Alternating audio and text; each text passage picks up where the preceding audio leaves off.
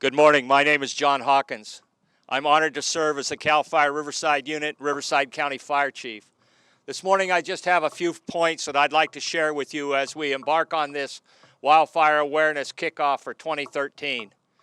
And those include recognizing the wonderful operation that we enjoy in Riverside County and with the Riverside County elected and appointed officials. I would like to introduce George Johnson, Mr. George Johnson here in the civilian clothes. George is the Assistant Executive Officer as part of the Riverside County Executive Office. We run in Riverside County an integrated cooperative regional fire protection system, and it's strong because of the additive organizational components of the cities, the county, and the state. We're very proud of our operation, and it proves itself as it did last week on the fires in Banning. The CAL FIRE Riverside County operation is ready, willing, and able to take on wildfire during 2013. That's our challenge. We take that job with respect, and it's our job to protect and defend the citizens of California. The Riverside County Fire Chiefs Association have been actively involved in mutual aid operations, including response last week and preparation and planning for this 2013 season. Critically, we ask the public to do their 100-foot of defensible space clearing and get it done soon, because it's critical to saving structures or protecting structures. And again, we're honored to be here today. We ask you to be safe with any endeavor with fire. Thank you very much.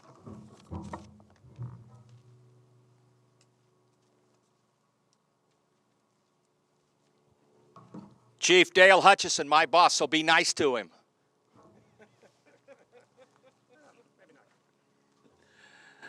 Good morning. Dale Hutchinson, I'm the Southern Region Chief. I'm responsible for the southern half of California for the CAL FIRE operations. Thank everybody for being here. This is a very important event for us for Wildfire Awareness Week. On the heels of our week we just closed, I don't think that we should get lulled into the fact that we've had some moisture and rain the last few days, because all it takes is the bright sunshine that we have today, a little bit of wind, and we're right back where we were a week ago. I will tell you that this year our conditions are drier than normal. We're ahead of schedule in some areas, upwards of 6 weeks as far as the conditions. And in response to that in the southern region, we have actively staffed our equipment. Our seasonal firefighters were hired early. It was a group effort to get that done based on the conditions, from the clerical staff in the units to the support staff at region and Sacramento headquarters, and all the units working collectively to staff engines much quicker than normal. And we are ready and we're prepared.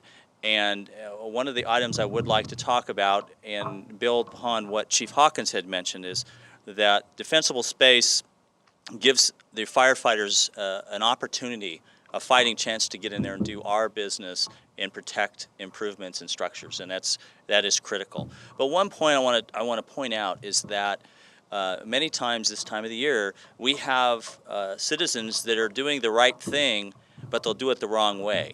And what I mean by that is that we'll have citizens that are doing their hazardous fuel reduction with equipment, and they'll start a fire, whether it be mower blade striking a rock that starts a spark, or it's a metal blade that hits a rock, or it's an exhaust from a piece of equipment that does that. So we urge the public to, if they are going to do their defensible space, which they need to get completed as soon as possible, we urge them to do that early in the morning, like right now, where you're seeing the temperatures are cooler, there's more humidity, less chance of ignition.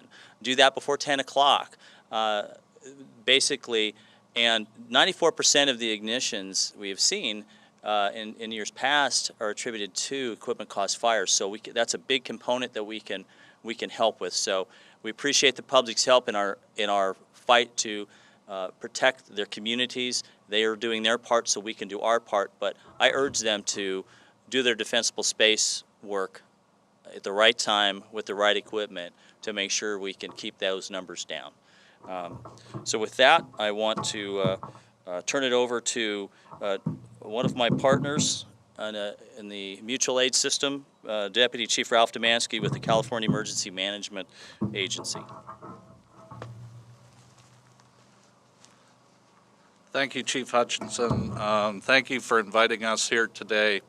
The Cal EMA manages the state mutual aid system in California. This mutual aid system consists of over 950 volunteer county and local government fire departments and agencies. We're responsible for the mobilization of emergency responders, law enforcement, firefighters, and other equipment from those departments and agencies.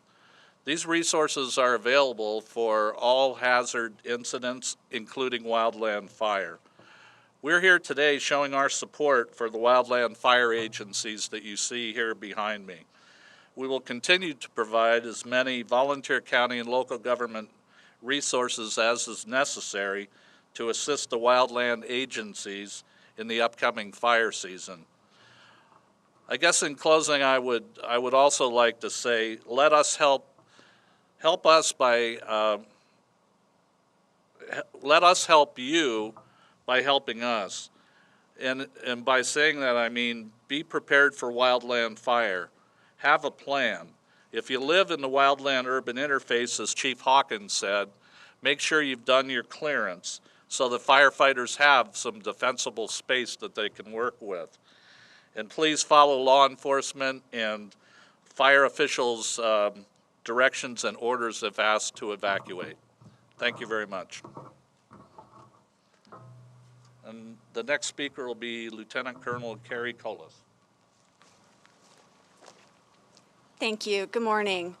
We appreciate the opportunity to be here and speak with you.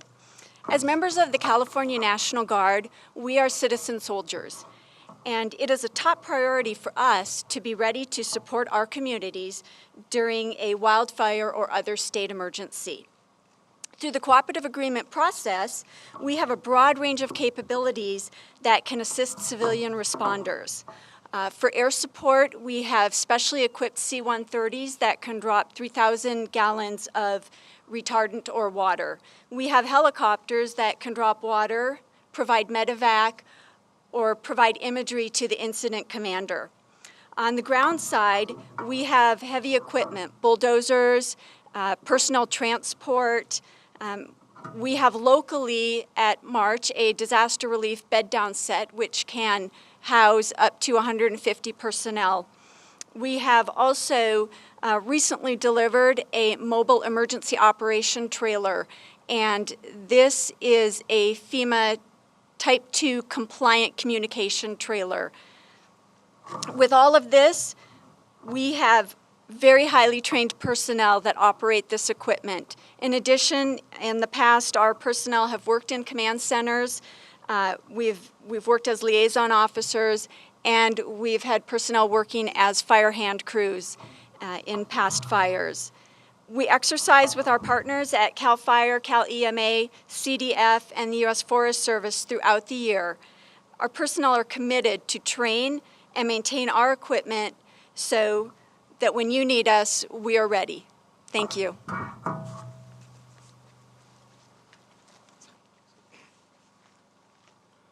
Good morning. Ken Pimlott, Director, CAL FIRE, and I really thank everyone here for the opportunity. I thank Chief Frazier, Chief in Redlands here for hosting this event today. We're taking an opportunity statewide this week. Been on quite a road show literally from Wairika to San Diego, and today wrapping up here in Redlands to get the message out about wildfire in California. You've heard a lot already about 94% of fires are started by people. That means 94% of fires can be prevented. You've heard a lot about cooperation. Fires know no boundaries. Fires often and most often burn across more than one jurisdiction. We in the fire service in California also know no boundaries in terms of our response. We are colorblind. All of these folks, all of these agencies represented behind me are part of this integrated system statewide that Chief Hawkins talked about. I have never been more proud of the CAL FIRE firefighters. both here in San Bernardino and Riverside and throughout the state, as to how we have staffed up and prepared for the challenges of this fire season. But I'm also very proud of the relationship with all of our partners that you see here. None of us could do this job alone or deal with the wildfire threat in California unless we work together and do just what we're doing here today. So for us, it is critical that we're bringing resources, we're staffing up, as you've heard, we're preparing for what we're seeing as the potential for unprecedented conditions in the state. Already, the first week in May, we've burned almost 40,000 acres across the state of California. That is well ahead of last year at this time and certainly well ahead of the 5-year average. We have also burned just over we've had over 1,100 fires since the beginning of January. That's almost double the number of fires we would normally have this time of year. And we can only look at CNN and the other news last week to really see the burning conditions and the kinds of activity we're seeing not only here in the Banning Pass, on the coast in Camarillo, but also in Northern California. May not have received the same media attention, but we had over 7,000 acre fire in the timber the first week of May. So we are seeing very dangerous fuel conditions across California. We're staffing up, we're bringing the resources, but we are asking every resident of California to step up and do your part. Go to our website, Ready for Wildfire. It will tell you everything that you need to do to prepare your home before the wildfire occurs. You're going to see and you're going to hear 3 words from us constantly throughout the year, and that's ready, set, go. You can go to Ready for Wildfire. You can see those. Ready means get ready. Prepare your home, do your defensible space, do all of those things that you need to do, that it tells you to do before the fire occurs. Then you need to get set. That means developing your evacuation plan, identifying all the things that you need to take with you, all your valuables, your pictures. Identify all of that ahead of time and have it organized so you're not having to do that when the fire happens. And the last part is go, and it simply means go. Don't wait for the evacuation orders. When there's a fire in your community, just like where we're at today, leave the area orderly, safely, so that firefighters can come into communities like these and help protect your home safely and effectively.